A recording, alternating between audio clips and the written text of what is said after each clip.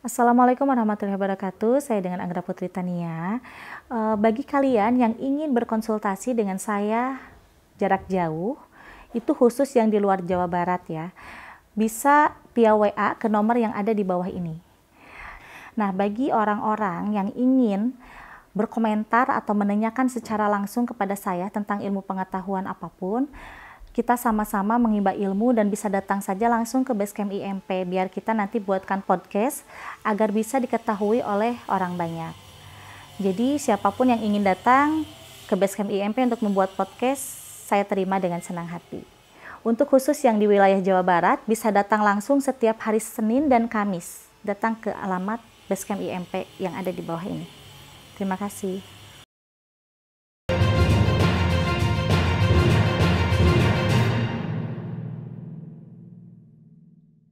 Assalamualaikum warahmatullahi wabarakatuh. A'udzubillah, bismillah, alhamdulillah, assalatu wassalamu ala rasulillah wa ala alihi wa sahbihi wa mawala. Rekan-rekan sekalian, sahabat, alhamdulillah hari ini Jumat 28 Januari 2022 kita bisa berada di Yayasan Al-Ghifari KRS Banyuresmi Garut. Dan di sini telah hadir Teteh Anggra Putri Tania atau Neng Anggra, biasa dipanggil akrabnya dengan Neng Anggra. Dan saat ini kita akan berbincang-bincang santai. Boleh dikatakan bahwa judulnya itu adalah ngobras, ngobrol babarengan tapi santai. Nah, di sini telah hadir beberapa pimpinan atau beberapa perwakilan pondok pesantren di seputaran Banyuresmi. Ada Kang Jajang Gunawan dari Al-Majmu Syarif, ada Kang Andri Kurniawan sama dari Al-Majmu Syarif, ada Kang Farhan Aulia dari Pagarsari Al-Miftahus Sa'adah. Lalu ada juga Kang Nurbiansyah dari pondok pesantren Yahya. Ya, Al-Yahya Kang. Iya, betul. Ada Kang Usef Fahrijal. Ini tamu yang paling jauh. Beliau mengajar dari Pakenjeng, Garut Selatan, Pondok Pesantren Al-Hidayah. Lalu ada juga Kang Nur Jamil dari Yayasan Pendidikan Islam At-Taqwa, dan ada Kang Dede Jamaluddin. Kang Dede Jamaluddin dari Al-Ghifari. Serta ada rekan-rekan yang masih di luar yang belum bisa saya sebut satu persatu. Oke, rekan-rekan, di sini kehadiran Teh Anggra ini cukup membawa berkah bagi kita, di mana kita nanti akan membahas tentang hal-hal apa saja yang mungkin bisa dipertanyakan, bisa diperbincangkan, bisa kita diskusikan bersama-sama. Bismillahirrahmanirrahim. Assalamualaikum warahmatullahi wabarakatuh. Selamat sore. Secara singkat mungkin di sini saya ingin bertanya berkaitan dengan apa yang selama ini saya jalani. Di samping kita mengasuh anak-anak, juga kita bergerak di dunia pengobatan yang notabene kita coba menjalankan Tibun Nabawi. Ini pengobatan cara Nabi yang saya bawa, yang saya usung itu dari mulai bekam dengan ruqyah. Itu sebetulnya kalau misalkan saya mau bertanya itu jadi begini. Apa memang betul kita itu ada alur seperti itu, dan memang gimana gitu, Teh? Mohon maaf sebelumnya ya Pak Kiai. Kalau yang untuk saya lihat, apa yang Pak Kiai jalankan saat ini dalam pengobatan ala Nabi Muhammad SAW itu sudah benar ya Pak ya. Bahkan di dalam kitab Jad Al-Ma'ad yang namanya bekam, ruqyah, dan juga pengobatan yang menggunakan herbal itu sudah sesuai dengan syariat. Dan ruqyah pun juga itu sangat bagus untuk bisa menstabilkan otak, untuk bisa menstabilkan pikiran, hati, dan juga fisik yang lainnya. Terus misalnya kayak di kenyataan yang saya terima saat ini, memang mungkin banyak keluhan dari sebagian besar orang yang mungkin saat ini pikirannya kalut ataupun stres banyak yang kesurupan dan lain sebagainya. Itu unsur yang mungkin muncul itu dari mana mungkin gitu?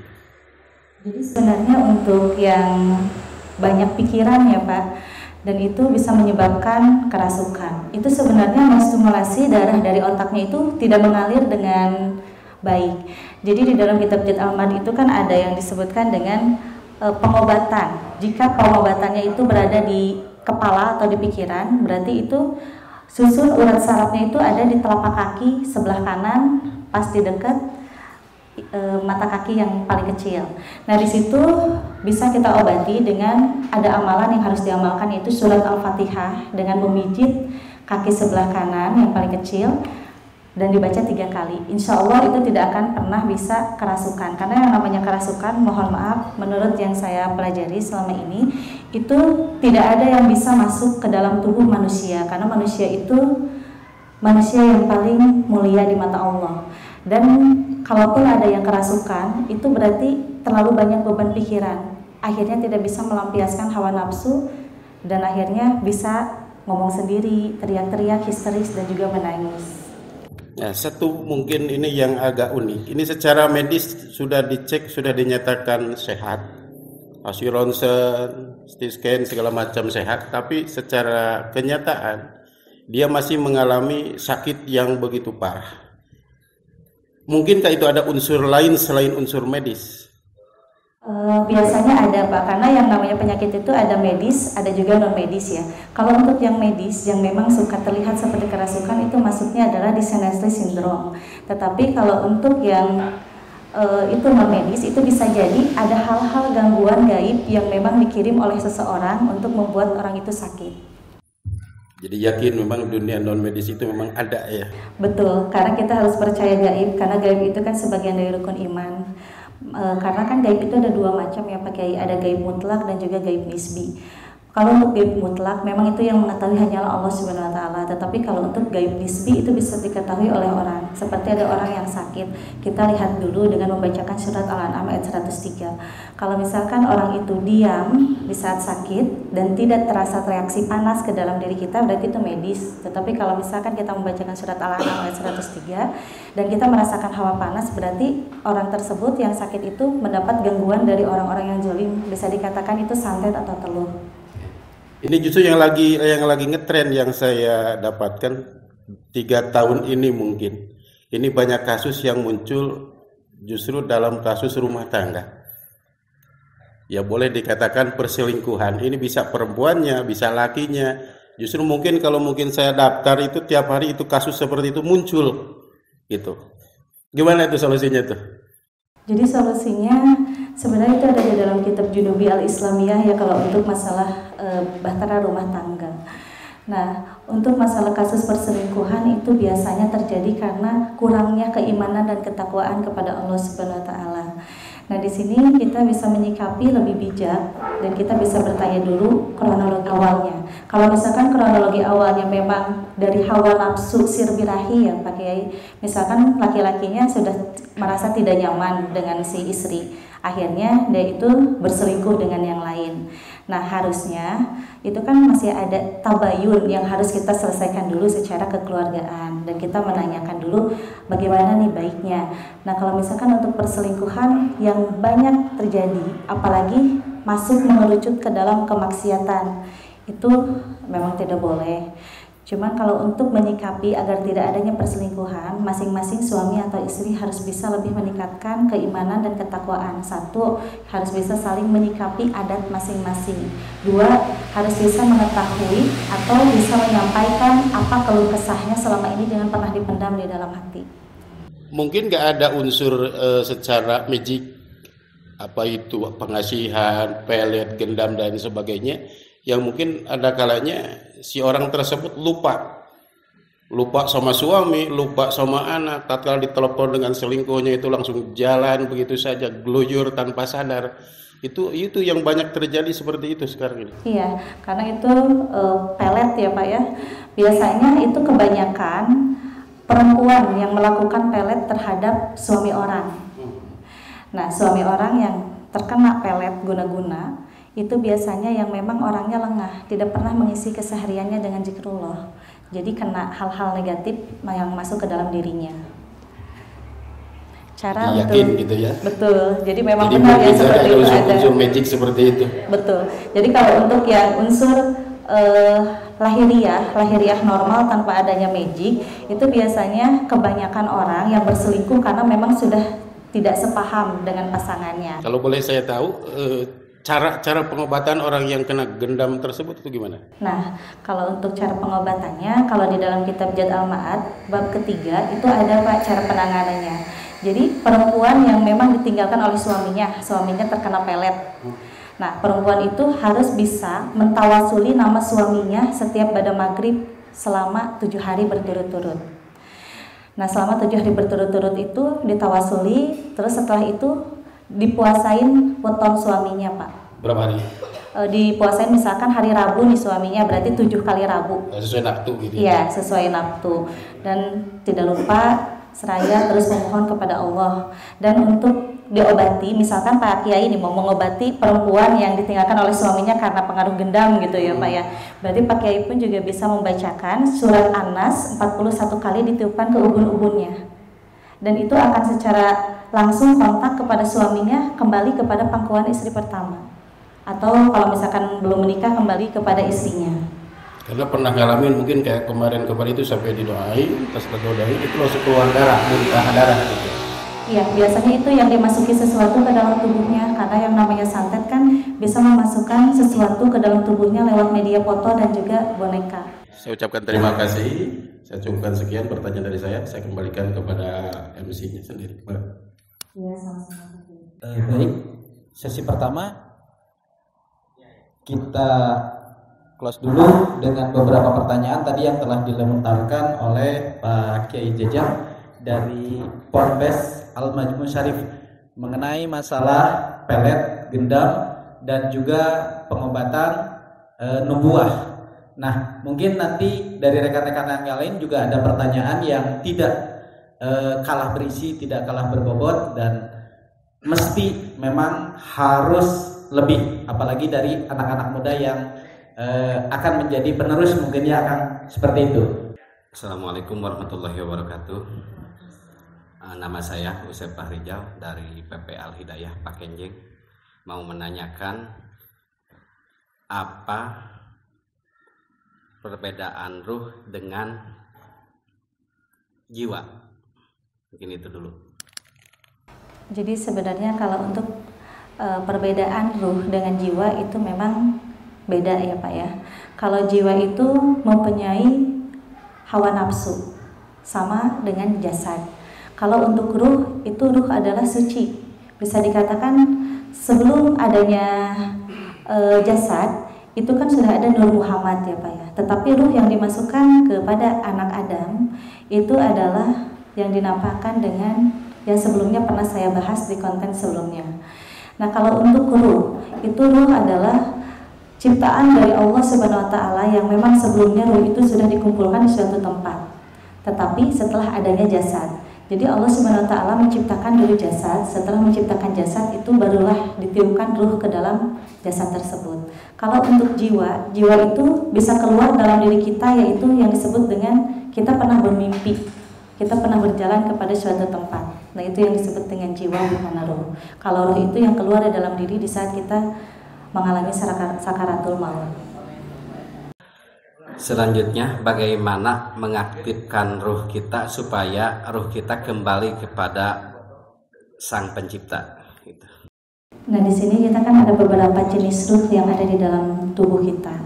Salah satunya ada ruh jasmani, ruh rohani, ruh kudus. Nah, di sini pun juga kita harus bisa mengaktifkan dengan cara seperti apa? Kita harus bisa menjernihkan dulu akal pikiran, menjernihkan dulu hati, dan menyucikan jiwa. Dengan cara seperti apa? Kita harus bisa mempunyai sifat masyabodo. Jangan pernah selalu mendengar keburukan. Kita harus selalu mendengar kebaikan apapun itu. Bahkan di sini ada 3 yang memang harus kita pelajari dan harus kita tingkatkan, yaitu dalam sabar, tawakal, ikhlas. Karena kalau kita sudah menguasai sabar, tawakal, dan ikhlas, insya Allah akan ketemu dengan jati diri kita. Bahkan ruh yang ada di dalam diri kita juga tidak akan mengendalikan seperti kan yang disebut dengan ruh jasmani. Ruh jasmani itu kan kita harus sehat lahir dan batin. Nah, di sini ada juga yang disebut dengan roh rohani. Di situ roh itu bisa membuat kita menjadi seperti apa? Karena kan kita tuh mempunyai hawa nafsu ya, ada hawa nafsu amarah, hawa nafsu birahi. Nah, itu kita sebenarnya dikendalikan karena kita tidak bisa memelihara roh kita sendiri. Dengan kita bisa memelihara roh kita sendiri, alangkah lebih baiknya kita bisa lebih tawadu, bermusahabah diri, dan selalu baik kepada siapapun. Ada amalannya untuk kita supaya bisa mengembalikan ruh kita itu seperti apa? Kita harus bisa mengembalikan jati diri kita dengan kita mentawasuli nama kita sendiri, dan itu membaca surat Al-Fatihah 101 kali. Itu di setiap malamnya, setiap pada tahajud. Cara mentawasuli diri sendirinya? Jadi setelah pada tahajud, tawasul lengkap seperti umumnya. Nah, terakhir summa illa ruhi bil jasadi, sebut nama kita dan minta kepada Allah untuk bisa terpelihara ruh-ruh yang ada di dalam diri kita dan bisa ketemu dengan jati dirinya. Ya, terima kasih atas jawabannya. Mungkin segitu dulu. Nama kedua orang tua? Ibu bapak sebutin. Ustaz Barijal bin Komaludin binti Rohilah. Bin Rohilah. Nah, coba dilihat ini masih keturunan dari mana golongannya? Insya Allah kalau yang dilihat, kalau dari ibu kebanyakan para ulama ya dari atasnya. Kalau dari bapak ada campuran Jawara dan juga masih ada dari Cirebon. Iya, terima kasih. Betul. Betul, alhamdulillah. Oke, baik. Terima kasih kepada Kang Ajengan Usep dari Pondok Pesantren Al-Hidayah Tegal Gede, Pakenjing. Dan ini perbincangannya semakin menarik ya, semakin menarik karena apa? Karena ketika kita sudah memasuki dunia penerawangan, ini asalnya dari mana, asalnya ini semakin menarik gini, semakin menarik karena jujur untuk generasi muda saat ini kita biasanya cenderung lebih tidak memperhatikan dari mana asal usul kita. Kalau kata orang Jawa, bebet, bobot, dan bibitnya itu selalu diperhatikan. Nah, di Sunda mah sebenarnya gitu ya, itu sudah agak sedikit luntur. Timana kuring kurung ieu teh asalna timana, kuring asalna timana, terus jarang sekali digali antara kurung sama kuring, antara jasad sama ruh sama nyawa, kita sudah tidak tahu perbedaannya. Nah, karena itu kenapa sampai pati obor gitu ya, karena itu awal mulanya memang waktu terjadi antara peperangan Sunda dan Jawa. Jadi waktu pas perang Bubat antara Sunda dan Jawa, disitulah terputus yang namanya pati obor. Pati obor, satu istilah yang keren, yang baru saya dengar saat ini. Mungkin Teh Agra dilanjut ke penanya yang lain, karena ini salah seorang kesepuhan sudah noelan dari tadi, sudah tidak sabar untuk mangga. Silakan untuk memperkenalkan diri dulu. Assalamualaikum warahmatullahi wabarakatuh. Memperkenalkan, nama saya Ahid Munawir, asal dari Bayongbong. Tadinya saya tujuan bukan untuk bertanya, tapi sekedar jadi penonton gitu. Namun secara kebetulan ini ada pertanyaan yang menarik saya yang barusan. Nah, saya ingin lanjut bertanya seputar itu gitu ya. Karena yang saya ketahui gitu ya. Ya, langsung pertanyaannya. Jadi saya pernah melihat di YouTube Neng gitu ya, sama Pak Haji Jaja, Pak Jengan Jaja, tentang membicarakan tentang ruh gitu. Kebetulan sekarang ada. Jadi yang saya mau tanyakan, apa yang disebut alam ruh gitu ya, dan ruh kapan gitu dibuatnya, dijadikannya sama Allah gitu. Dan siapa bapak ruh itu? Sekian dulu lah. Mungkin sebelumnya di konten yang dengan Pak Kiai Ajangan Jaja ya, itu belum full ya, bisa dikatakan belum full. Jadi kalau di sini Bapak tadi bertanya, kalau untuk masalah ruh itu kan dikumpulkan di alam malakut dan alam jabarut ya Pak ya. Dan itu bapaknya ruh, kalau menurut pandangan saya yang saya lihat sesuai dengan Ainul Basiroh, itu Nur Muhammad Pak. Cuma waktu itu belum pernah saya sampaikan karena waktu ya terlalu kemalaman. Jadi bapaknya ruh itu adalah Nur Muhammad, karena nur yang memang Allah ciptakan sebelum adanya manusia, yaitu Nur Muhammad dan Nur Syahadah.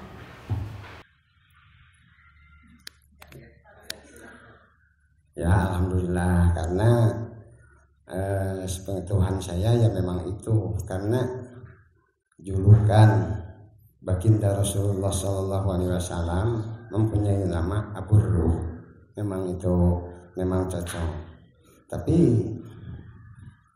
mengenai dengan ayat Al-Quran yang ya wa'id akhadha, surat Al-A'raf kalau nggak salah ya, wa'id akhadha rabbuka min bani adama min zuhurihim dzurriyyatahum wa asyhadahum ala anfusihim alastu bi rabbikum qalu bala syahidna. Nah, dengan pertanyaan itu saya mau ditanyakan kapan, karena saya belum mengerti jelas, karena kata Bu Neng tadi begitu ada kata begitu jasad dibikin ditiupkan ruh, berarti itu ruh teh dibuatnya sama Allah ketika jasad udah ada di rahim gitu. Nah, saya mau menanyakan apa memang begitu dibuatnya ruh oleh Allah itu? Nah, sekian. Jadi memang sebelumnya jasad dulu yang Allah ciptakan. Pada saat Allah Subhanahu wa taala menciptakan Nabi Adam alaihissalam, itu kalau Nur Muhammad sama Nur Syahadah sudah ada ya Pak ya, sudah Allah ciptakan sebelum adanya alam semesta pun juga. Tetapi setelah adanya Nabi Adam Allah ciptakan, barulah ruh itu ditiupkan kepada Nabi Adam alaihissalam. Dan proses-proses sebelum roh itu ditiupkan ke Nabi Adam alaihissalam memang menjalani dulu 3 tahapan proses. Jadi semua ruh yang akan dimasukkan ke dalam jasad seseorang itu pasti akan melewati dulu 3 proses masuk ke dalam alam-alam yang lain. Yaitu yang pertama dimasukkan kepada alam murqon, yang kedua itu dimasukkan ke dalam alam barisya, dan yang ketiga itu dimasukkan ke dalam alam samir. Setelah itu barulah memasuki musyahadah, ditiupkanlah oleh Allah Subhanahu wa taala roh tersebut kepada seseorang yang Allah ciptakan.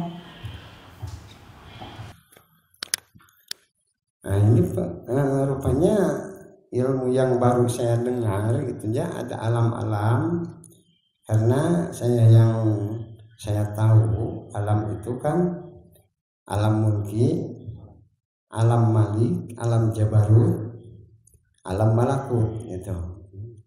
Kalau itu kumpulan para ruh yang Allah ciptakan untuk dimasukkan ke dalam jasad masing-masing yang akan Allah ciptakan di kemudian hari. Jadi yang saya mau tanyakan, kapan mulai dibikin ruh? Yang semenjak dibikin itu ruh oleh Allah, maka berarti ada namanya alam ruh kan, semacam itu. Jadi, nah kapan dibikinnya itu ruh? Dan tadi Bu Neng berkata begitu jasad udah diciptakan, ruh ditiupkan itu. Jadi apakah ruh itu diciptakan oleh Allah semenjak dibikin badan, jasad, atau gimana? Kapan ruh itu dibikinnya gitu, dibuat sama Allah? Jadi kalau untuk ruh-ruh yang memang Allah tiupkan kepada jasad manusia ya Pak ya, itu dibuatkan setelah adanya jasad. Nah, kalau untuk bapaknya ruh itu adalah Nur Muhammad yang memang Allah ciptakan ruh tersebut sebelum adanya alam semesta. Nur syahadah pun juga itu adalah sama Allah itu diciptakan sebelum adanya alam semesta berbarengan dengan Nur Muhammad. Nah, Bapak kan tanya kapan ruh itu diciptakan. Ini kita ngobrolin masalah setelah Allah menciptakan Nabi Adam alaihissalam ya Pak ya. Jadi manusia pertama yang ada di muka bumi ini adalah Nabi Adam alaihissalam, dan sebelumnya Nabi Adam pernah hidup di surga. Nah, di saat Allah menciptakan Nabi Adam alaihissalam, barulah Allah mengumpulkan semua ruh yang disebut dengan alam malakut dan alam jabarut. Dan setelah itu Allah pun sudah menciptakan bahwa ruh ini yang akan ditiupkan kepada Nabi Adam alaihissalam. Dan setelah Nabi Adam alaihissalam berjumpa dengan Ibu Siti Hawa, akhirnya menikah. Setelah menikah, turun-temurun, beranak pinak, cucu pinak, sampai pada akhirnya banyak manusia yang lahir di muka bumi ini. Yang maksud saya gini, begitu Allah mendawuhkan gitu, wa ashhadahum ala anfusihim alastu birabbikum, berarti itu ruh itu udah ada. Berarti semua ruh dari mulai Nabi Adam sampai akhir kiamat, berarti itu ruh itu udah ada. Makanya alastu birabbikum qalu bala syahidna. Nah, berarti kalau kata Bu Neng tadi, begitu jasad diciptakan, baru ruh ditiupkan. Berarti ruh yang itu enggak menjawab pertanyaan Allah itu, alastu birabbikum, berarti gitu. Jadi gini sebenarnya Pak Ustadz, kalau menurut sepengetahuan Neng yang pernah Neng pelajari, jadi ruh itu sebenarnya memang sudah dikumpulkan oleh Allah Subhanahu wa Ta'ala, tetapi di saat Allah menciptakan Nabi Adam alaihissalam dari tanah kan ya, setelah adanya jasad baru ditiupkan. Dan memang sebelumnya Allah menciptakan jasad, ruh itu sudah ada, tetapi itu langsung ditiupkan kepada Nabi Adam alaihissalam sebelum memasuki tahap-tahap proses alam yang tadi saya sebutkan. Terus kalau untuk kesininya, di saat seorang ibu mengandung 4 bulan, itu kan bisa dikatakan kalau sudahnya itu ditakonan di dalam alam rahim gitu ya Pak. Nah, ditakonan di alam rahim kan itu dari mulai pembuahan, akhirnya ada peribahasa katanya kalau orang hamil 4 bulan itu sudah ada nyawanya gitu. Jadi setelah ada pembuahan, akhirnya kan itu jasad yang ada di saat 4 bulan di alam rahim. Barulah di situ ditakon oleh malaikat dan akhirnya ruh itu ditiupkan ke janin itu. Nah, saya mau bertanya lagi, berarti itu ruh udah diciptakan gitu semenjak Allah menciptakan Nabi Adam gitu. Kalau untuk ruh yang dimasukkan ke Nabi Adam alaihissalam itu yang tadi saya sebutkan ya Pak. Jadi Allah itu menciptakan dulu Nabi Adam, manusia pertama di muka bumi ini, barulah ruh. Jadi ini sebenarnya ruh yang dimasukkan ke Nabi Adam alaihissalam beda dengan yang disebutkan dengan Nur Muhammad. Kalau Nur Muhammad itu adalah bapaknya ruh gitu Pak. Jadi ruh yang memang dimasukkan ditiupkan oleh Allah Subhanahu wa Ta'ala, memang ada bahasa dengan qalu bala, itu memang ditanya dulu oleh Allah dan akhirnya menjawab. Nah, setelah menjawab itu memasuki beberapa proses tahapan ketiga alam tersebut dan akhirnya ditiupkanlah ke Nabi Adam alaihissalam. Tapi kalau untuk manusia-manusia, anak dari Nabi Adam alaihissalam itu dimasukkan ruhnya di saat di dalam kandungan ke dalam janin, di saat usia 4 bulan. Oh gitu ya. Tapi ini pendapat bisa diprotes enggak? Gimana? Bisa diprotes enggak? Enggak apa-apa. Karena di sini kita sharing Mbak. Oh, karena saya melihat gitu ya di tafsir At-Tabari yang jumlahnya 26 jilid, bahkan saya ini di screenshot dalam HP gitu ya. Perjalanan ruh itu, makanya Nabi Muhammad disebut ruh. Jadi penjelasan Bu Neng tadi agak bertentangan dengan pendapat saya. Itu boleh? Boleh dikemukakan? Boleh dikemukakan? Iya boleh, nggak apa-apa ya, karena kan kita di sini ngobrol sambil menimba ilmu. Iya. Jadi sini Bunda harus seperti keterangan yang memang dipelajari sama Pak Kiai. Enggak gini. Makanya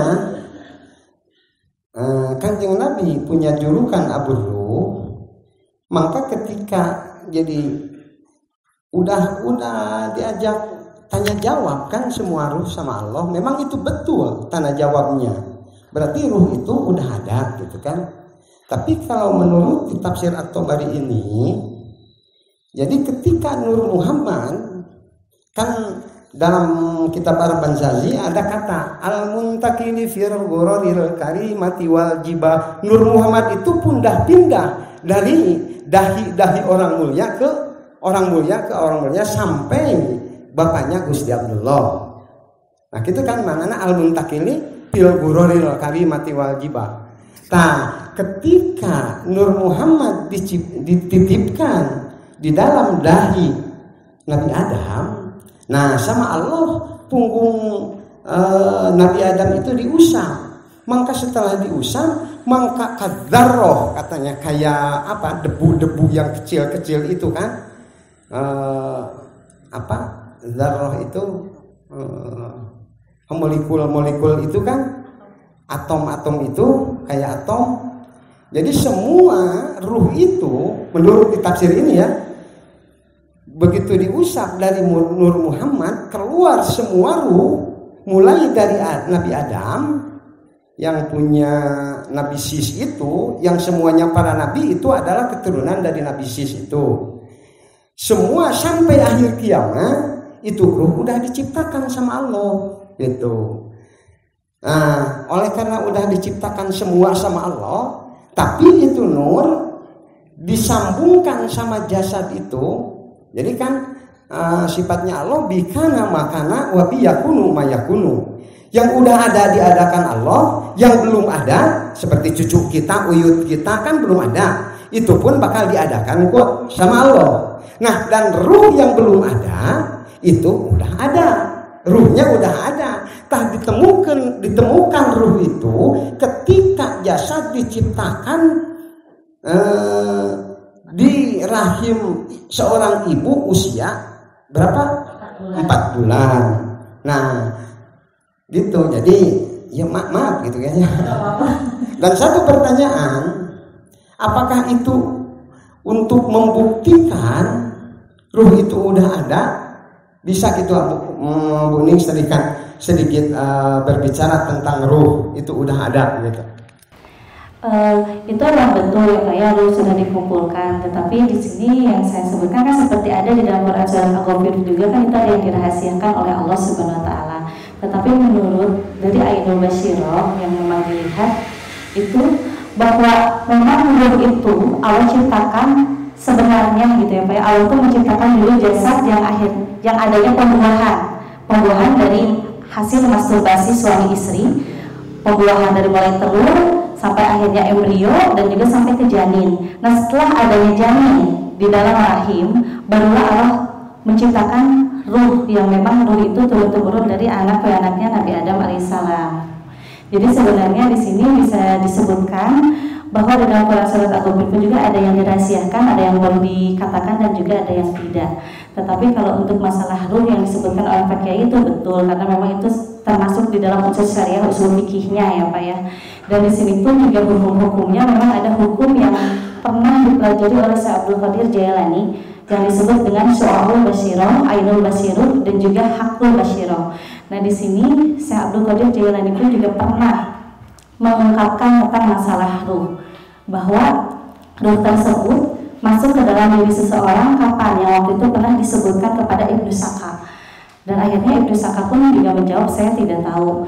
Ternyata setelah hasil berdialog Syekh Abdul Qadir Jailani dengan Allah Subhanahu Wa Taala, barulah mengetahui dengan Hakul Basyirah yang disebutkan bahwa ruh setelah Nabi Adam itu Allah tiupkan setelah adanya jasad yang disebut dari mulai telur, embrio dan sampai ke janin. Nah, yang saya mengganjal dalam pikiran saya gitu kan, tadi Ibu Neng mengatakan setelah Allah menciptakan jasad 4 bulan di rahim sang ibu, baru Allah menciptakan ruh. Nah, kalau baru menciptakan ruh berarti bertentangan dengan wa ashhadahum alastu birabbikum itu. Kan udah tanya jawab, berarti itu ruh udah ada. Nah, jadi itu tanda-tanda jawabnya itu di alam rahim sebelum ruh dimasukkan ke dalam janin Pak.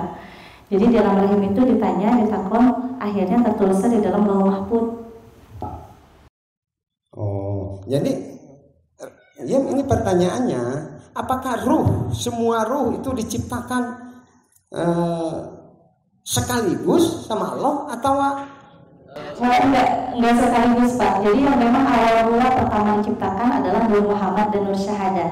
Dan kesininya akhirnya setelah menciptakan jasad barulah di situ menciptakan ruh. Jadi sebelum menciptakan jasad juga kan ada proses-prosesnya dari mulai kalau perempuan gitu ya, dari mulai telat head, pembuahan, embrio sampai ke janin dan juga sampai ke bayi setelah dilahirkan oleh rahim ibu. Kalau begitu, tapi maaf, boleh ini? Boleh. Enggak. Tapi saya bukan gak sopan intinya untuk mengungkapkan unek-unek saya. Apakah penjelasan Neng ini enggak bertentangan dengan hadis? Ada hadis Muslim yang hadisnya itu sahih. Yang sumber riwayatnya jadi Abu Hurairah. Di mana annahu qala Rasulullah khalaqallahul khalqa falamma faragha min khalqihi ta'allaqatir rahim bihaqqir rahman paman wasalahullah paman qata'ahullah. Nah di sini khalaqallahul khalqa, Allah menciptakan makhluk. Ya khalqa ieu udah makrifat sama al gitu kan, bukan nakiro. Berarti Allah membuat makhluk tertentu. Mana yang tertentu teh? Yaitu roh gitu. Karena pangna itu ditafsirkan kana roh kan ada setelahnya. Palamma farogo min khalqihi. Tuh. Ketika Allah selesai menciptakan, berarti kalau ada palamma farogo min khalqihi, berarti Allah tidak menciptakan lagi kan? Kalau menciptakan lagi, nah itu dalilnya khalqa di itu bukan semua makhluk. Kalau yang makhluk keseluruhan itu udah tercakup dengan dawuhan Allah, khaliqu kulli syai'in. Allahu khaliqu kulli syai'in. Beberapa kali gitu dalam Al-Quran Allah mengatakan di lain ayat, di lain surat itu. Jadi makhluk yang lain udah tercakup dengan khaliqu kulli syai'. Kan itu kulli syai' semua gitu kan. Nah yang dimaksud al-khalqa itu berarti ruh. Nah jadi dengan kata palamma farogo min khalqihi, berarti yang dimaksud oleh khalqa itu ruh. Karena selain ruh Allah masih menciptakan. Buktinya cucu buyut kita kan belum ada. Nah itu berarti dengan hadis itu menunjukkan bahwa ruh itu diciptakan oleh Allah sekaligus dari mulai Adam. Makanya Kanjeng Nabi punya julukan Abu Ruh karena dititipan ruh Muhammad di Nabi Adam usap punggung Nabi Adam, dari ruh Muhammad itu keluar seluruh ruh manusia mulai dari Nabi Adam sampai poin kiamat. Makanya Nabi Muhammad disebut Abu Ruh karena unsurnya dari Nur Muhammad. Nah gitu. Jadi kalau penjelasan Bu Neng, kalau begitu pengertian saya berarti bertentangan dengan hadis itu gitu. Ya Pak Kiai. Saya di sini juga Neng sedikit mengambil dari usul fikih juga gitu ya Pak ya untuk masalah ruh. Terus yang tadi Bapak sampaikan sebenarnya itu sudah benar, dan di sini pun juga kan Neng juga hanya sebatas pengetahuannya masih belum jauh gitu ya. Belum jauh. Kalau Pak Kiai kan memang sudah berpengalaman, kalau Neng kan baru mengaji. Cuma di saat ada yang bertanya apa yang Neng ketahui, insya Allah Neng akan jawab semampunya dan memang apa yang Neng tahu selama ini gitu. Oh iya. Nah sekarang satu lagi aja ya tentang Syekh Abdul Qadir Jailani gitu. Nah tentang Syekh Abdul Qadir Jailani gitu. Tapi maaf ya benarnya Syekh Abdul Qadir Jailani kan punya kawan berapa? Sahabatnya yang dia Ibnu Sakar dan Ibnu Khaldun. Ibnu Khaldun. Khaldun. Khaldun. Khaldun. Oh Tapi maaf boleh enggak? Sepengetahuan saya ada dalam kitab Tafrihul Khawatir fi Manaqibi Sultanil Auliyai Syekh Abdul Qadir Jailani. Bahkan itu ada bukan di kitab ini lagi, Syekh Fatawi Al-Hadisiyah karangan Ibnu Hajar Al-Haytami. Di situ dijelaskan Syekh Abdul Qadir Jailani punya kawan dua, satu Ibnu Sako, yang kedua Abu Sa'id Abdullah bin Abi Usrur. Bahkan ada senior yang paling gagah di situ, yaitu Abu Hamid Muhammad bin Ahmad Al-Ghazali At-Tusi. Itu seniornya. Karena disebut senior, Syekh Abdul Qadir Jailani lahir pada tahun 470, sedangkan Imam Al-Ghazali lahirnya tahun 450. Nah, kenapa cenah di kita di Indonesia masih terkenal Imam Ghazali sama Syekh Abdul Qadir Jailani? Karena di Indonesia ini kan mazhabnya Syafi'i, sedangkan Syekh Abdul Qadir Jailani itu mazhabnya Hambali gitu. Nah itu. Jadi kalau dua sahabat yang tadi disebutkan itu waktu Syekh Abdul Qadir Jailani sebelum mendapat makam tertinggi waliullah dari Allah, waktu pas pertama bertemu dengan Wali Al-Gaud. Wali apa? Wali Al-Gaud. Al-Gaud. Tapi kalau beda dengan saya boleh? Gak apa-apa kalau beda, karena kan suka beda persepsi juga gitu ya Pak ya. Tapi sepengetahuan saya, itu gurunya Syekh Abdul Qadir Jailani namanya Al-Gawth. Al-Gawth itu sebetulnya bukan nama, itu gelar para wali. Betul. Gelar para wali sama dengan jadi tingkat paling tinggi gelar para wali disebutnya Al-Gawth atau Sultanul Aulia atau Kutubul Rabbani atau Kutubul Aqtab.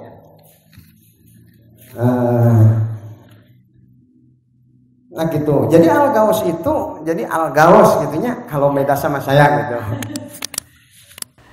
Iya memang waktu itu kan pas ketemu dengan Wali Al-Gaus itu kan bertiga Pak. Jadi yang satu itu ingin meyakinkan dengan masalah keilmuannya, yang satu pun juga sama seperti itu. Tapi dengan kerendahan hati Syekh Abdul Qadir Jailani saat bertemu dengan Wali Al-Gaus itu, akhirnya beliau itu dikasih tahu malah intinya hormat gitu ya kepada Wali Al-Gaus itu, hormat kepada beliau. Dan akhirnya di situ Wali Al-Gaus itu menyebutkan bahwa nanti kakinya Syekh Abdul Qadir Jailani akan menjadi ada di dalam leher-leher wali yang lainnya. Makanya pada saat itu, di saat sudah mendapatkan gelar makam tertinggi dari Allah Subhanahu Wa Taala, Syekh Abdul Qadir Jailani itu didatangi oleh banyaknya khalifah-khalifah yang ingin meyakinkan kesaktiannya.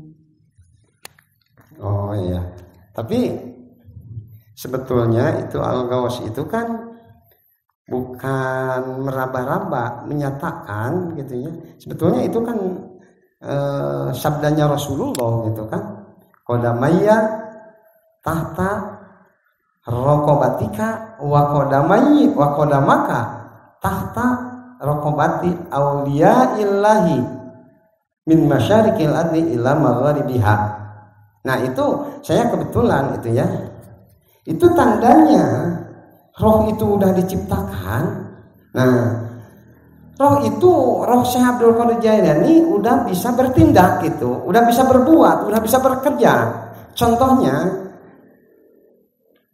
Syekh Abdul Qadir Jailani kan udah pada tahu lahirnya 470-an.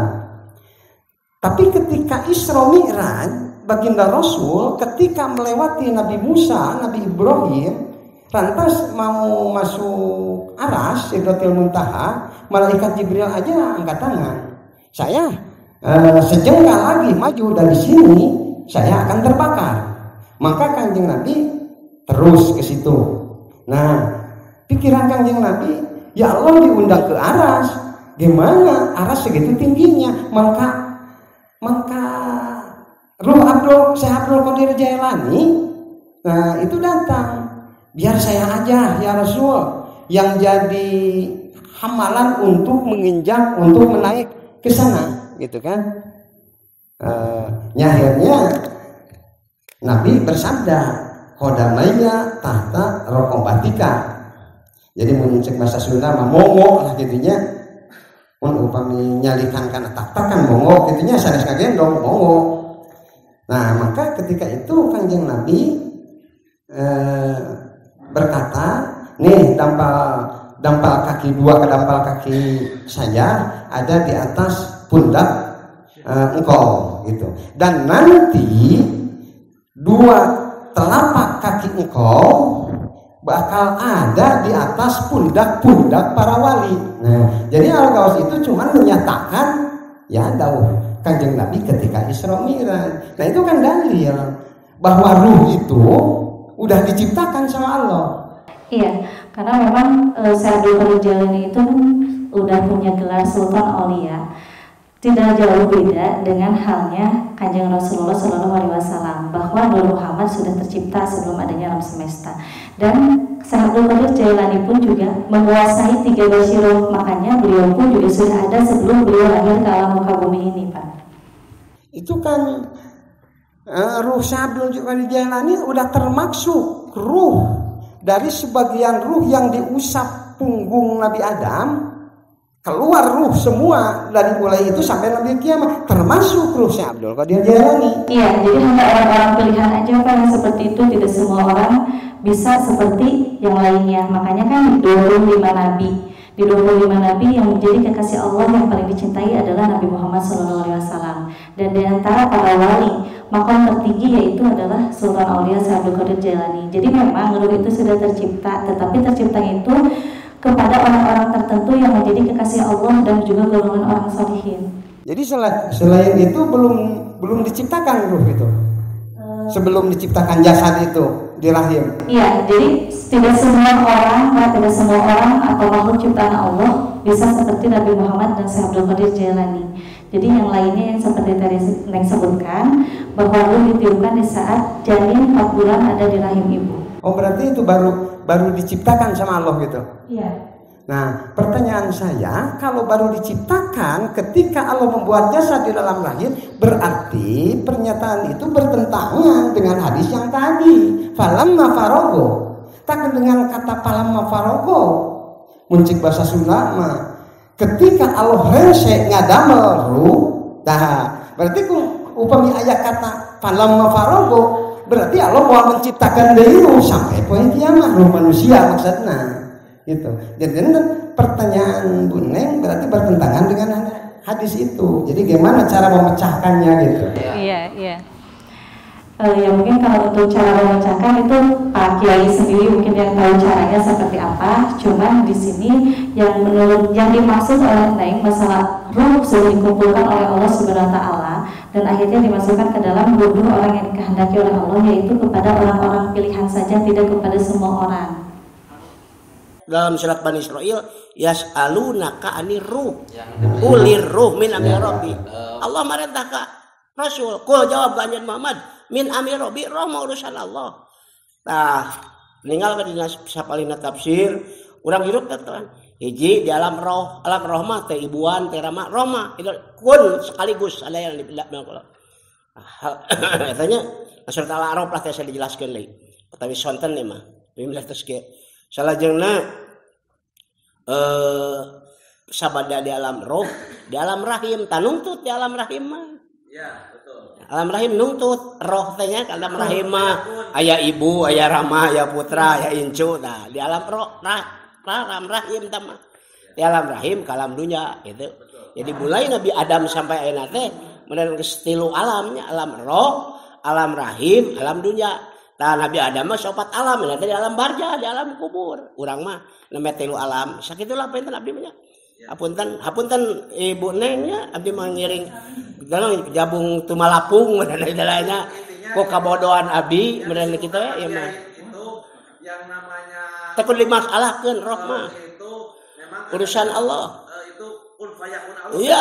Iya. Betul.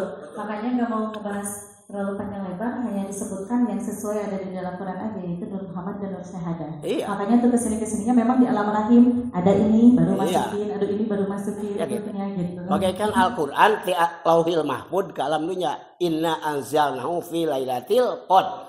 Dalam lailatul qadr di Lauhil Mahfud ke langit dunia. Di langit dunia kadunya karoso nungtut selama bertahap 23 tahun. Itulah kira-kira kiasi nama. Saya bahas ayat nama. Jadi Al-Quran aya mana labdi, aya mana isyarah, aya mana dauqiyahna. Gitulah pinten. Apunten pengersa ajengannya. Apunten lah abdi mah geus kolot. Nyariosna gede dor kieu ngan meureunna nabi mah eta we la khairu fi katsirin min najahum bil islahin bainan nas. Nah, ku islahin bainan nasna. Sebadas islah titik temuna bertemu itu.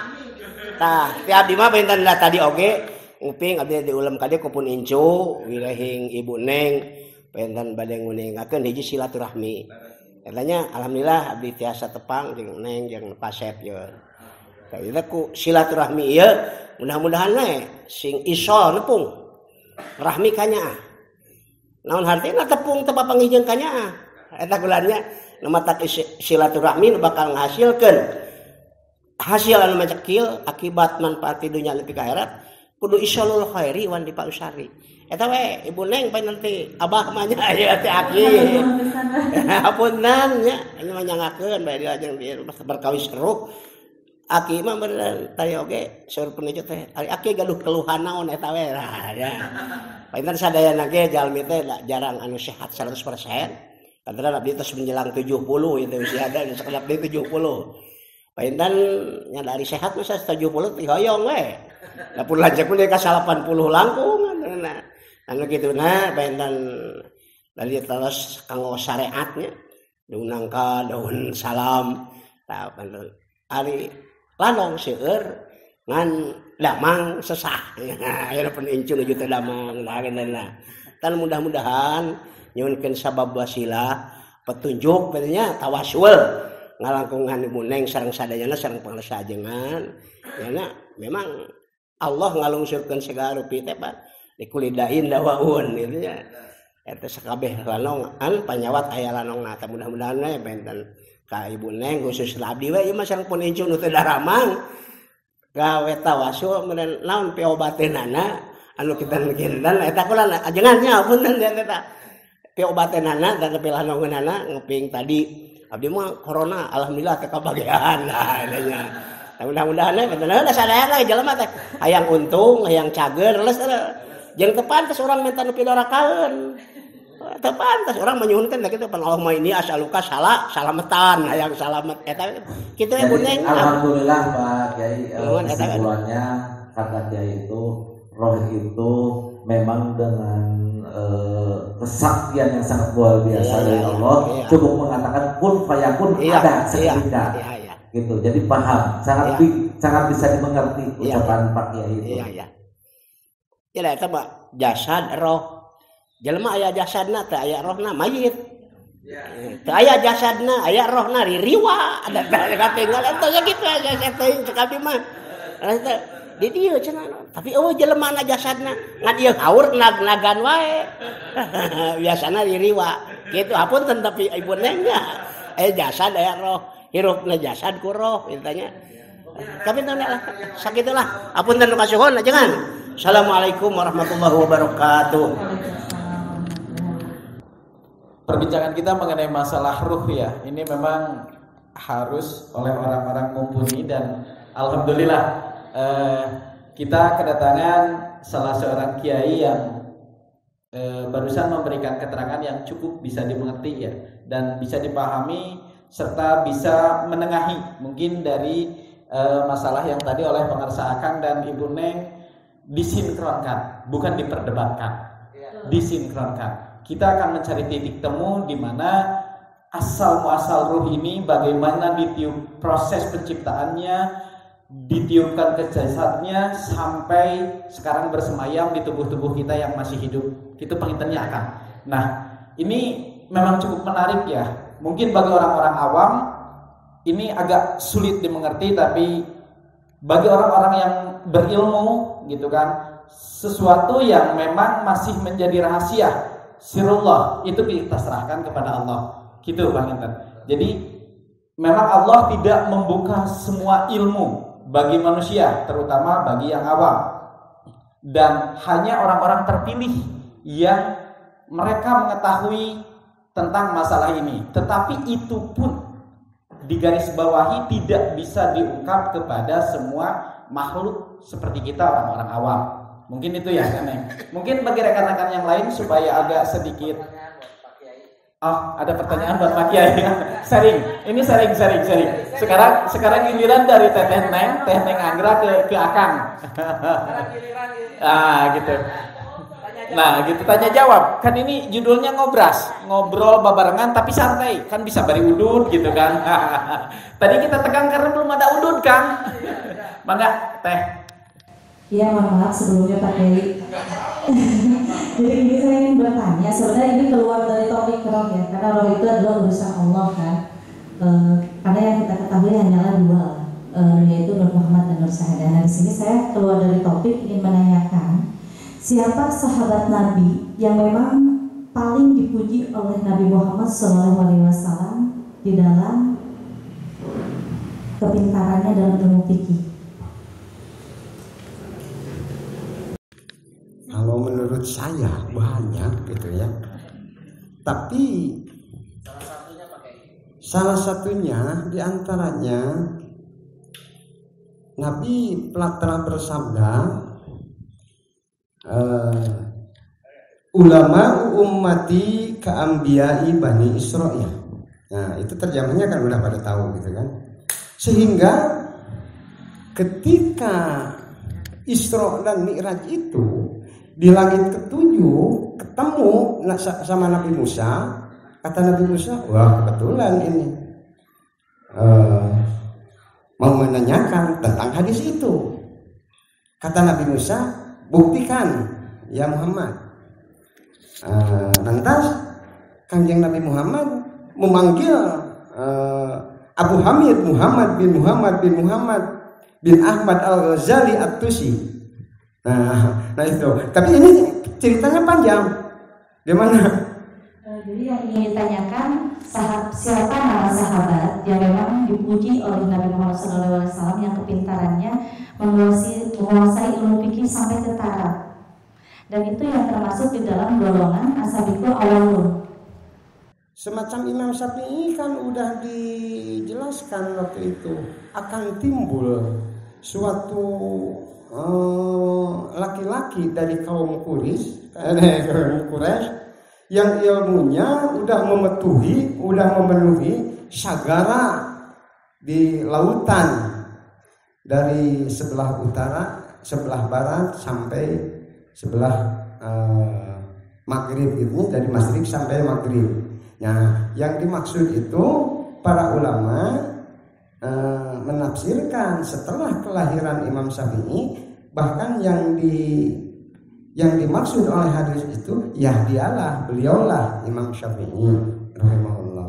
Tapi di sini kalau menurut yang tahu ya, dari pujian Nabi Muhammad SAW kepada sahabat itu kepada Mu'ad bin Jabal. Hanya Mu'ad bin Jabal lah yang mendapatkan pujian dari Nabi Muhammad SAW dalam ilmu fikih, karena beliau itu sudah masuk ke dalam taraf. Dan beliau itu masuk ke dalam golongan asabiqul awwalun, di mana golongan itu yang pertama masuk Islam pada saat itu. Dan beliau pun juga masuk ke dalam golongan asabiqul awwalun itu pada saat baiat abadah kedua. Nah, di sini yang saya ingin nanya lagi ke Pak Kiai, sebenarnya siapa Mu'ad bin Jabal itu? Enggak, masalahnya klarifikasi yang tadi. Masalahnya ilmu fikih ini ditemukannya semenjak para tabi'in. Jadi di zaman Kanjeng Nabi gak ada itu nama ilmu fikih, ilmu nahwu, ilmu syaraf, ilmu ma'ani, bayat, bade, balago dan lain-lainnya kan gitu. Jadi yang ditanyakan tadi kan siapa yang paling mengerti dalam ilmu fikih kan gitu. Sedangkan adanya ilmu fikih setelah tidak ada wafatnya Kanjeng Nabi kan gitu. Ya, tapi sebenarnya ilmu fikih itu sudah ada di dalam bayat abadah ke-1 1 ya Pak ya. Bahkan di abad yang kedua yaitu Mu'adz bin Jabal. Dan Mu'adz bin Jabal pun itu menguasai ilmu fikih, karena ilmu fikih itu terbagi dalam 4 yaitu Al-Quran, Sunnah Rasul, Isma dan juga Qiyas. Nah di situ akhirnya turun-temurunnya ke sini adanya kitab kuning, turun-temurunnya ke sini adanya fikih muamalah. Nah di sini yang ingin dipertanyakan di sini kan tidak termasuk tuh yang namanya Mu'adz bin Jabal. Nah mungkin Pak Kiai kan sudah banyak mengetahui tentang masalah kitab atas ayat dinu emotanana pas saudara ngawas dari kita, makanya di sini saya tanya-tanya karena tanda jawab ya Pak Kiai. Di sini saya juga penasaran dengan sosok Mu'adz bin Jabal itu sebenarnya siapa, sampai Rasulullah itu memuji beliau karena kepintarannya dalam ilmu fikih sampai ke taraf gitu. Nah, soal ini mana saya belum terus enggak. Soal ya jejaknya Mu'adz bin Jabal saya belum tahu gitu. Ya kalau yang nggak tahu ngapain pura-pura tahu.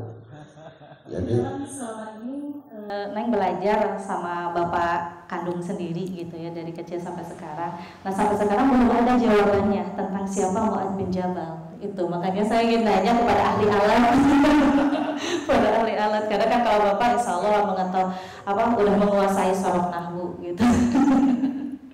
Nah kalau menurut tinggal tanya sama Pak Kiai, menurut Neng sendiri siapa? Iya.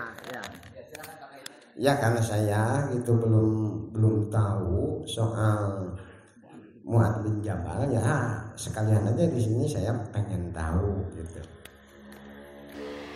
Ya kalau yang menurut sepengetahuan Neng, walaupun belum tahu sejelasnya siapa Mu'adz bin Jabal, tetapi di sini Mu'adz bin Jabal itu adalah salah satu, bisa dikatakan salah satu keturunan Nabi Khidir alaihissalam yang memang menguasai fikih itu, dan fikih itu dikuasai oleh beliau saat beliau mengamalkan ilmu laduni yang ada di dalam surat Al-Kahfi ayat 65. Itu sih yang Neng tahu. Tapi sejelasnya ingin mengetahui siapa sebenarnya Mu'adz bin Jabal itu memang belum ketemu sampai sekarang gitu. Oh, jantung saya timbul pertanyaan lagi, siapa itu bapaknya Nabi Khidir gitu. Jadi sekaligus aja gitu kan. Saya hari ini udah tahu ya Nabi Khidir, tapi belum pernah itu bapaknya Nabi Khidir siapa gitu. Kalau untuk masalah itu yang jelas siapapun itu adalah anak Adam alaihissalam, dan Nabi Khidir alaihissalam itu yang menguasai di jalur goib, Nabi Sis yang menguasai miftahul goib. Oh kalau keturunannya Nabi Adam ya semuanya juga ya keturunan Nabi Adam gitu. Ya terima kasih benar gitu.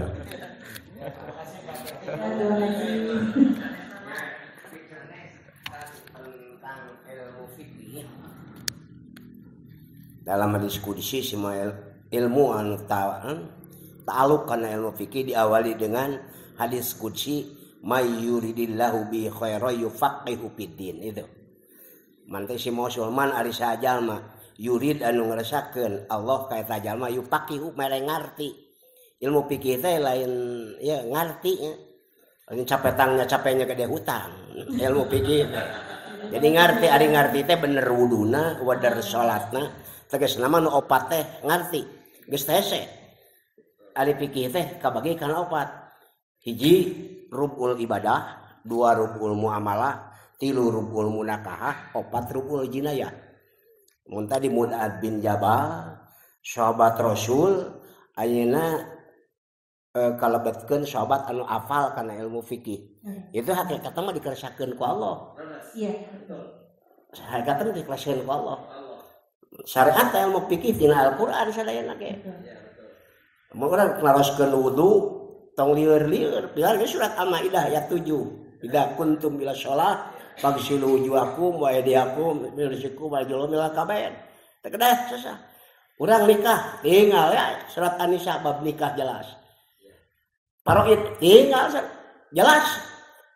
Harti dawan Allah surat Al-Qasas fas'alu ahla dzikri in kuntum la ta'lamun. Apabila kamu belum tahu persis, tanyakan ke ahli Quran.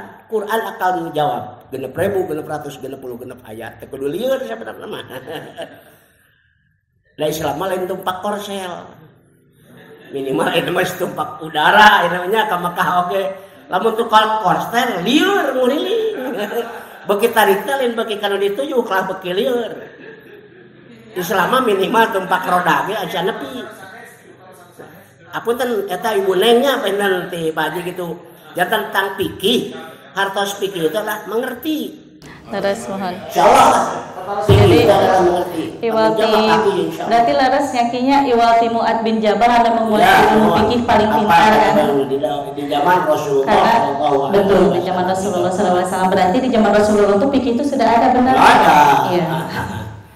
Hanya Rasulullah SAW di zaman Rasul tidak ada kias dan tidak ada ijma. Iya. Di zaman Rasul mah hanya Quran dengan hadis. Iya. Iya. Ayana ijma jeung kiasnya satasna fokus Rasul. Yang maksud saya pan ilmu fikih. Yang maksudnya bukan fikihnya, pan ilmu fikih yang tercakup 4 itu Quran, hadis, kias. Bahkan ada 11 itu istisham, istisham gitu. Ya fikih teh pan aya lamun ilmu tauhid islahul akidah. Lamun ilmu fikih islahul ibadah, keur mereskeun ibadah. Keur mereskeun muamalah bisi ngadal barang haram. Keur geusrekeun munakahah, keur mereskeun nikah, ilmu fikih tah. Terakhir islahul jinayah, itu ilmu fikih. Apunten lah janganlah. Aki-aki mah geus kieu balelol nya, apunten. Aki-aki mah balelol untung seru sangat seru sekali. Acara ini balelol sekolah. Ya minum guna yang mana? Ini Pak Ustadz kan mau bertanya. Akan. Oke siap. Assalamualaikum warahmatullahi wabarakatuh. Waalaikumsalam. Sebelum perkenalan, nama saya Farhan Aulia, yang mengurus, bukan pimpinan, mengurus pesantren Al-Baitus Sa'adah Pak Kedesari.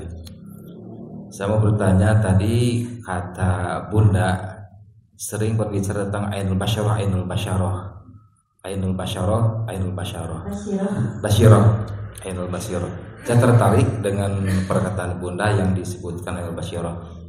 Pertanyaan saya, sering saya buka kalau lagi ngulang anak-anak, ada bahasa artinya cuma satu kata hati, tapi dalam bahasa Arabnya ada dikatakan kolbun, dihnun, puadun, basyirun. Nah itu perbedaannya gimana menurut Bunda itu seperti itu? Jadi gini, di sini tuh kan ada dua. Kalau kita misalkan belajar gitu kan, belajar untuk menimba ilmu. Kalau kita dengan melihat secara basar, secara mata lahir aja, mungkin kita bisa tertipu.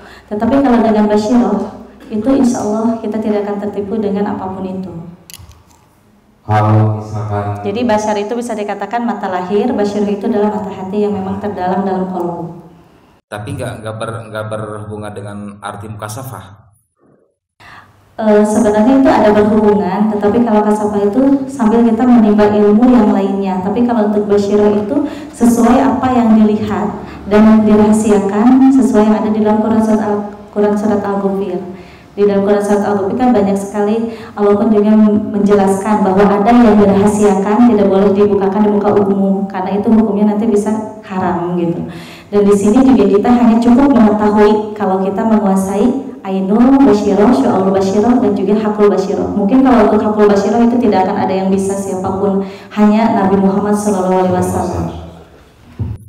Terus ada pertanyaan lagi, perbedaannya antara ada yang suka mengatakan hati yang paling dalam dan ada yang mengatakan lahmun sanubariun. Apalah hati sanubari itu hati yang paling dalam, apa gimana hati sanubari itu? Jadi hati sanubari itu adalah kolbu yang memang bisa dikatakan dengan kolbu, dengan hati kita, dengan sanubari yang paling dalam kita bisa mengetahui yang benar dan yang tidak benar.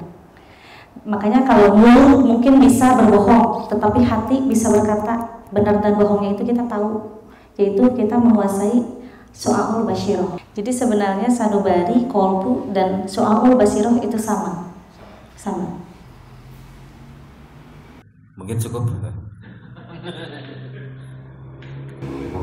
Jadi yang bisa berkata jujur hanyalah sya'Allah basyirah, yaitu di dalam sanubari yang paling dalam kolbu.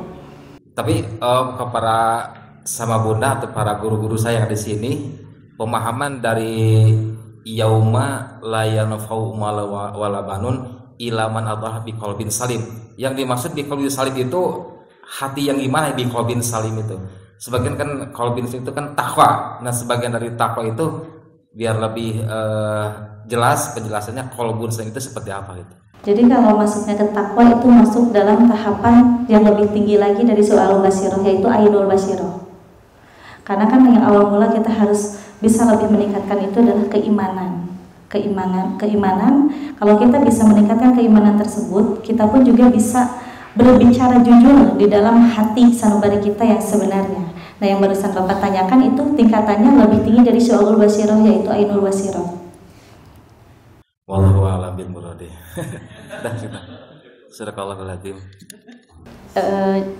Ya mungkin ada yang mau bertanya lagi, silakan ya. Karena memang di sini kita kan harus selalu memuji sesama. Karena kan di dalam ayat kedua ya, ayat kedua surat Al-Fatihah yang disebut dengan Alhamdulillahirabbil alamin, bahwa qadim ala qadim, qadim ala hudus, hudus ala qadim, hudus ala hudus, bahwa Allah memuji Allah. Allah memuji makhluknya, makhluknya juga memuji Allah. Makhluk pun juga harus sesama memuji makhluknya, satu sama lain kita harus saling memuji. Karena tidak ada sedikit pun kebencian di muka bumi ini.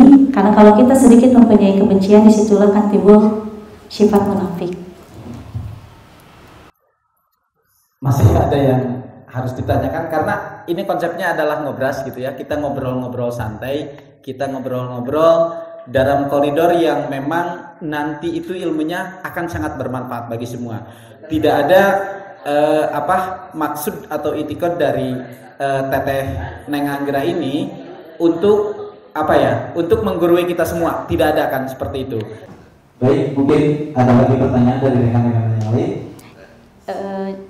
Ya mungkin ada yang mau bertanya lagi, silakan ya. Karena memang di sini kita kan harus selalu memuji sesama. Karena kan di dalam ayat kedua ya, ayat kedua surat Al-Fatihah yang disebut dengan Alhamdulillahirabbil alamin, bahwa qadim ala qadim, qadim ala hudus, hudus ala qadim, hudus ala hudus, bahwa Allah memuji Allah. Allah memuji makhluknya, makhluknya juga memuji Allah. Makhluk pun juga harus sesama memuji makhluknya, satu sama lain kita harus saling memuji. Karena tidak ada sedikit pun kebencian di muka bumi ini. Karena kalau kita sedikit mempunyai kebencian, disitulah kan timbul sifat munafik. Masih ada yang harus ditanyakan karena ini konsepnya adalah ngobras gitu ya. Kita ngobrol-ngobrol santai, kita ngobrol-ngobrol dalam koridor yang memang nanti itu ilmunya akan sangat bermanfaat bagi semua. Tidak ada maksud atau itikad dari Teteh Neng Anggra ini untuk untuk menggurui kita semua. Tidak ada kan seperti itu. Nama saya Ahid Munawir bin Haji Juhana bin Abah Muhammad, Ibu Haji Holillah binti Abah Hasan Basyari. Bunda, cara meyakinkan ini membacakan doa apa untuk bisa melihat? Mungkin kalau satu persatu ya kita lihat ke leluhurnya ya, itu mungkin lama. Jadi kita langsung ambil dari inti. Hanya dengan mengamalkan surat Al-An'am ayat 103, insya Allah di sini terlihat leluhurnya Pak Kiai itu semuanya insya Allah bagus, karena memang masih ada keturunan dari Pajajaran dan juga masih ada keturunan dari Kanjeng Sunan Gunung Jati. Dari atasnya. Cuman di sini yang harus dijaga kesehatan oleh Pak Kiai itu bagian kepala, karena sering sakit kepala secara medis. Nama saya Jajang Gunawan bin Wadi binti Mumu. Kalau Pak Kiai insya Allah kelihatan masih ada keturunan dari Pajajaran dan sebagian ada keturunan dari Pamijahan Syekh Abdul Muhi. Terus yang harus diwaspadai? Yang harus diwaspadai dalam segi pola makanan harus dijaga, karena yang suka dirasa itu awal mulanya dari perut naik ke dada dan ke kepala. Ya. Ini lagi kena justru. Oh. Silakan. Nama Paran Aulia bin Haji Susu Sumarna binti Ibu Siti Robiah. Insya Allah kalau dari Bapak kelihatannya itu masih ada keturunan dari Gunung Haruman, Sejapar Sodik. Dari Bapak inti. Ya, ambil dari inti, dari atas. Dan kalau untuk kesehatan yang harus dijaga, sering masuk angin. Betul Bunda. Silakan yang mau bertanya kesininya. Nama saya Haji Misbahuddin bin Bapak Badrun, Ibu Uwat bin Haji Abdul Gopur. Ya gak jauh dengan Pak Kiai ya, masih ada keturunan juga dari Sunan Gunung Jati. Dari atasnya, dari Cirebon dan juga Pajajaran. Pusat dari inti. Kalau untuk masalah penyakit yang suka dirasa oleh Pak Kiai, itu kesatunya karena faktor usia ya. Tapi di sini yang sering dirasa bagian kepala, ke dada dan ke perut sama pegal-pegal. Nama Aceng Mule Pindamu binti Encah. Kalau dari ibu itu tidak terlihat ya keturunannya dari mana, tidak terlihat karena kesininya kebanyakan orang-orang biasa. Tapi kalau dari bapaknya itu masih ada keturunan dari jawara-jawara pada zaman masa penjajahan Belanda, Kiai Haji Syekh Abdul Aziz. Tapi bapak selama masa hidupnya ini sering dirundung kesedihan, belum pernah menemukan kebahagiaan. Karena harus dijaga itu. Karena kan untuk kita bisa meraih kebahagiaan itu kadang tertutup dengan dosa kita. Yang nutup itu kadang ada yang dibikin oleh diri kita sendiri dan juga ada yang dibikin oleh orang lain. Seperti rezeki, kalau yang nutup dari orang lain kan itu yang mengguna-guna gitu kan, yang ngirimin santet atau yang culim. Tapi kalau ini yang terlihat bapak yang dibuat oleh diri sendiri masa lalu. Jadi itu harus benar-benar tobatan nasuha. Alas ya.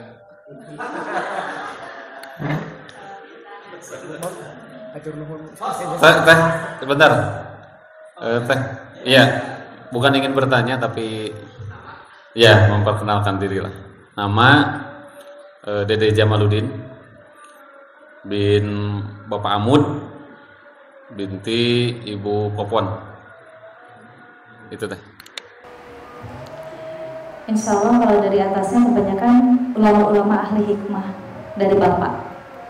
Kalau dari ibu campuran, ada yang sebagian jawara, dari atasnya ada sebagian priayi dan juga ada ulama. Untuk masalah kehidupan, ujiannya selalu ada di keluarga dan untuk kesehatan yang sering dirasa bagian perut. Nama saya Rizka Roma bin Nuh Adawami bin Ooi Kodasa. Insya Allah keduanya juga bagus ya Bu ya. Leluhur dari atasnya kebanyakan para ulama-ulama besar dan juga masih ada keturunan dari Pajajaran. Cuman di sini rezeki yang ibu dapat hanyalah sebatas cukup, belum ada lebih dan belum ketemu dengan yang besarnya. Karena di sini yang harus dikurangi ya, yang harus dikurangi itu dalam segi omongan. Kalau penyakit ibu yang kalau dalam segi penyakit ibu jangan terlalu banyak beban pikiran karena kalau lagi sedang mikir pasti ibu nggak akan kuat, suka sakit di bagian kepala. Itu faedah dari An'am ya? Insya Allah, karena memang dari kelas 5 SD mengamalkan surat Al-An'am sampai sekarang. Oke baik teh, perkenalkan nama saya Denny Gunawan bin Rahmat binti Geges Siti Solihat. Terima kasih.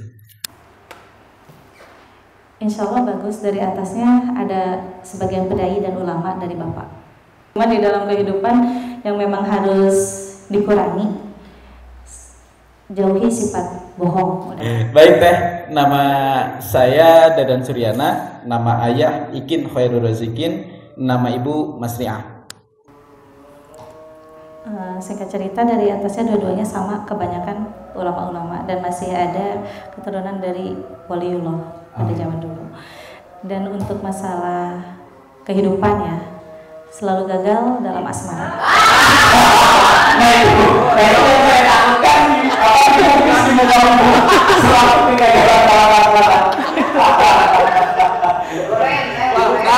Mudah-mudahan jadi banyak yang daftar.